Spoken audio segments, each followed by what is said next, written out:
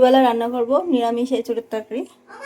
আমি এঁচোড়টাকে লবণ হলুদ দিয়ে হালকা ভাপিয়ে নিয়েছি। আগে কড়াই তেল গরম হয়ে গেছে, আলুটাকে ভেজে নেব। লবণ আর হলুদ দিয়েই আমি আলুটাকে ভাজি। ভাজা হয়ে গেছে, আলু ভেজে তুলেছি। সেই তেলেই দিয়ে দিচ্ছি একটু অল্প পরিমাণে ঘি, দিয়ে দিচ্ছি শুকনো লঙ্কা, তেজপাতা, গোটা গরম মশলা, জিরে ফোড়ন।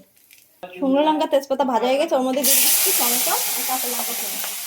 এর মধ্যে দিয়ে দিলাম লবণ পরিমাণ মতন, দিয়ে দিলাম পরিমাণ মতন আদা বাটা। এর মধ্যে দিয়ে দিচ্ছি অল্প পরিমাণে জল, দিয়ে দিচ্ছি ধনিয়ার গুঁড়ো, জিরের গুঁড়ো, শুকনো লঙ্কার গুঁড়ো, হলুদ গুঁড়ো, একটু দিয়ে দিচ্ছি কাশ্মীরি লঙ্কার গুঁড়ো, দিয়ে দিচ্ছি চিনি। মশলার থেকে তেল ছেড়ে দিয়েছে, এবার সেদ্ধ করে রাখা এঁচোড়গুলো দিয়ে দিচ্ছি। ভেজে রাখা আলু,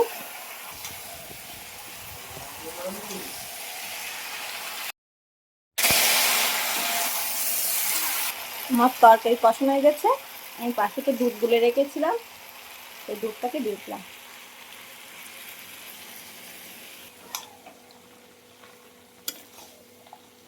দুধটাকে দিয়ে ভালোভাবে নাড়াচাড়া করে নিয়ে পরিমাণ মতন জলটাকেও দিয়ে দেবো, দিয়ে দিচ্ছি পরিমাণ মতন জলও।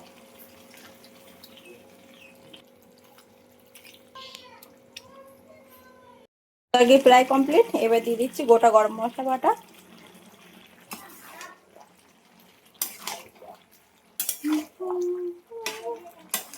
এঁচোড় রান্না করা কমপ্লিট।